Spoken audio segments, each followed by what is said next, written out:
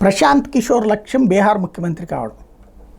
ఒకప్పుడు ఆయన ఏదైతే సెఫాలజిస్ట్గా ఎదుగుదాం అనుకున్నాడు, అలాగే పోల్ మేనేజ్మెంట్ కింద అనుకున్నాడు.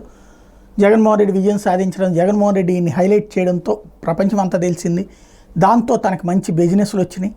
2-3 రాష్ట్రాలు సక్సెస్ అయ్యి 3-4 రాష్ట్రాలు ఫెయిల్ అయ్యాడు. సక్సెస్ వరకు ప్రచారం చేసుకుని ఫెయిల్ అయిన వాటిని పక్కన పెట్టాడు.